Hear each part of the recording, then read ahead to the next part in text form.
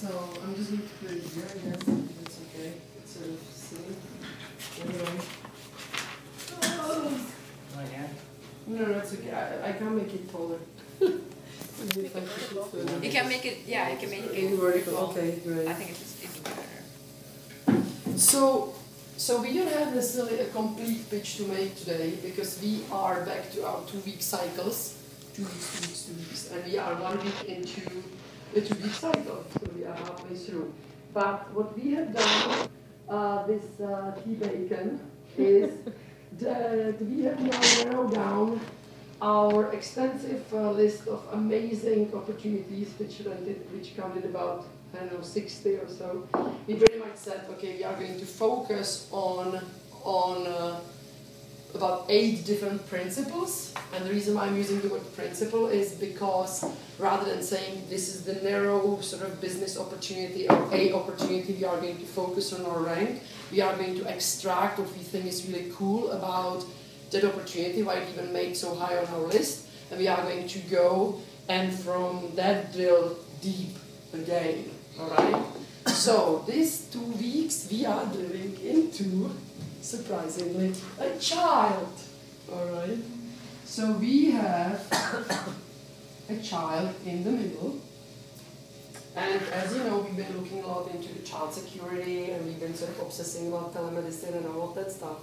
So we are putting our kid into a center of these 2 interesting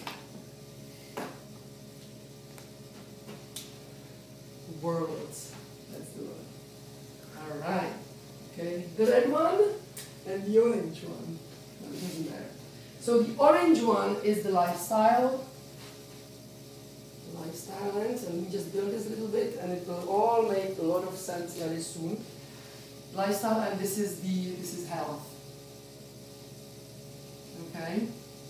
Because what we have realized is that between if we took that there is a thing that's happening in the child's life, or there is some sort of a aspect of a child's life that actually we could look at through the lifestyle lens, or we can look through the health lens. It's the same thing, it's just a matter of a positioning, okay? So let's just give you an example. The child security, okay? If you think about child security, you can either go down sort of the health lens and you be about, okay, you know, my kid has some sort of a condition and we really need to track where he is and what he does and so on and so forth. Or you can look at it from the lifestyle perspective and be like, knowing where my child is giving me, you know, some sort of a networking, is opening up the whole world of networking opportunities for a kid and so on and so forth. So I just understand. So it's the same thing. I know where my kid is. It's right here. Black. It's right here. But if I look at it from a health perspective, like health business opportunities perspective, it has a very different nature than if I'm looking at it from a lifestyle perspective. And we have created this phenomena, which we are going to patent and own for the rest of our lives, which is called the connected child. Okay?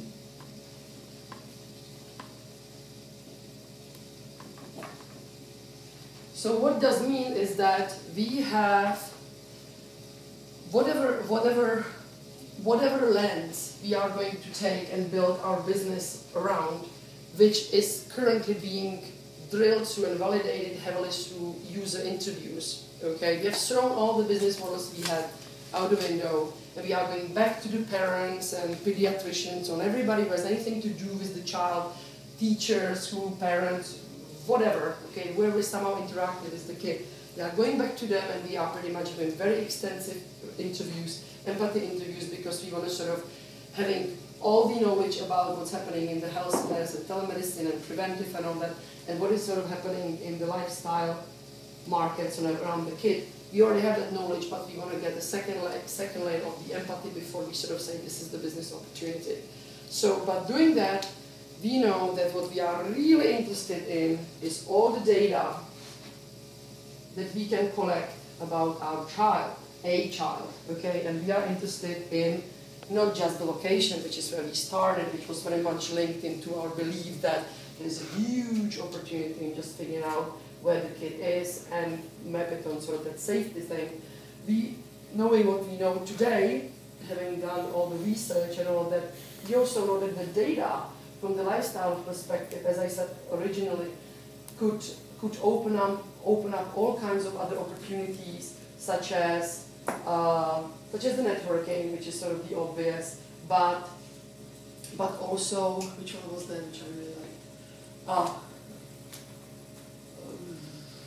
Let me just go for the other side, it's a bit easier. Okay, so what's important is that we are focusing, we have the child, we are going to equip the child with the piece of technology. That piece of technology is going to collect a data, and that's totally in the core of this. If we apply the health side of it, we are now getting into the preventive care, okay, which is really interesting and has a lot of potential.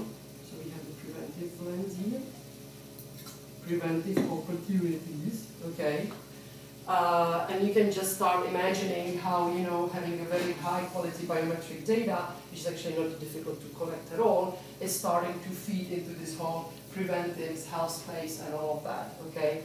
And if we go to the other side, what we are finding out is that by educating parents, teachers, and very much using and working with this data in a really creative way, we are also creating in an organic fashion this increased child security. But our value proposition is no longer, oh, you know, we are going to buy this device from us, or this service, and it's going to tell you where your kid is, do you like it or not. We are going to scare you, which is what some of the companies that are doing it today really are doing, to scare you. So, oh, you know, there are all these freaks around your kid.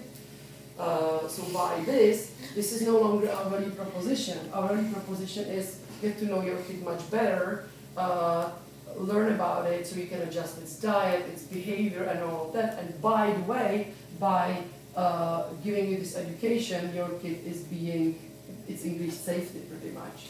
So it's security thing. No.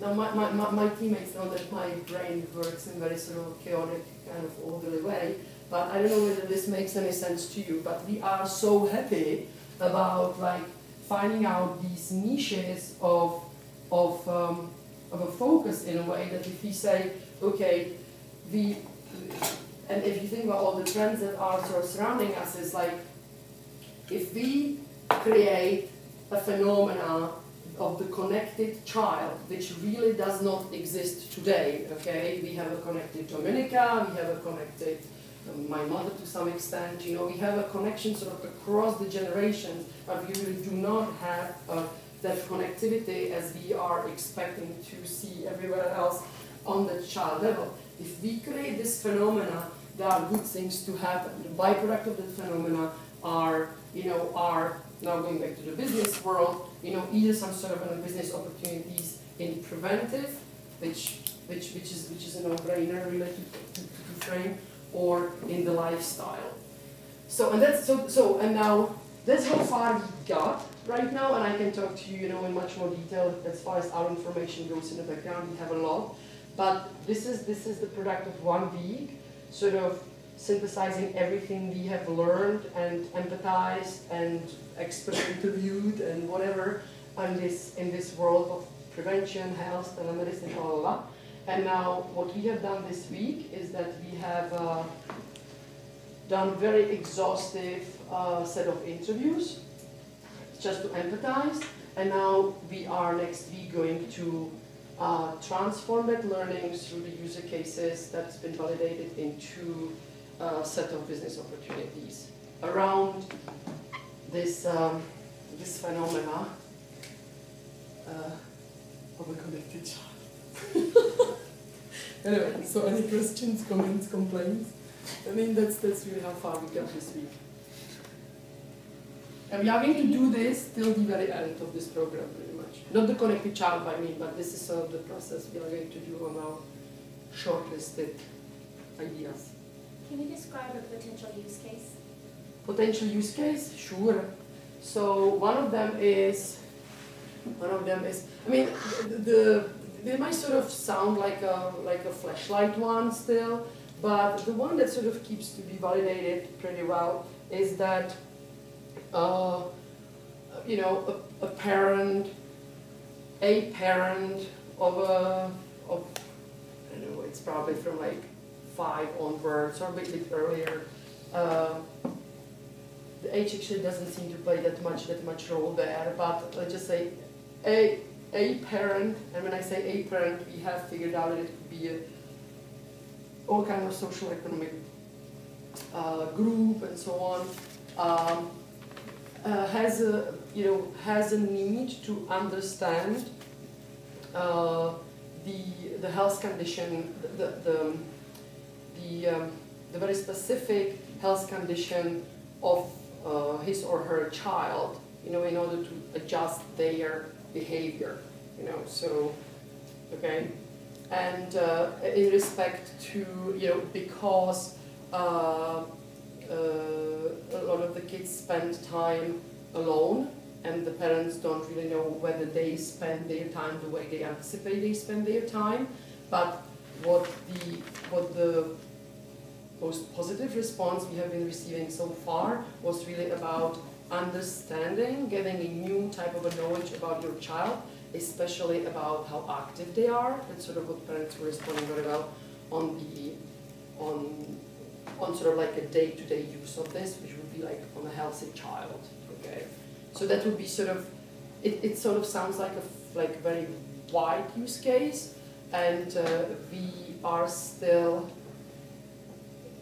we can totally start imagining if we wanted to narrow it down, what those applications would be. I mean, we heard another one would be that parents would use it on sick children.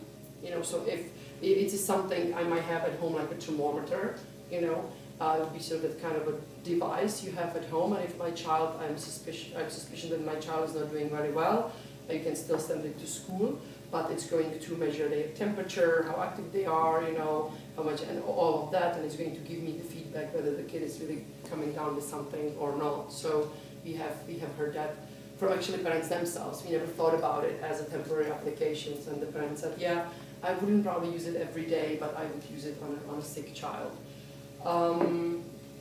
Yeah. I want to give a couple of killed use cases, because Yes, this looks, I mean, simplistic, but before we got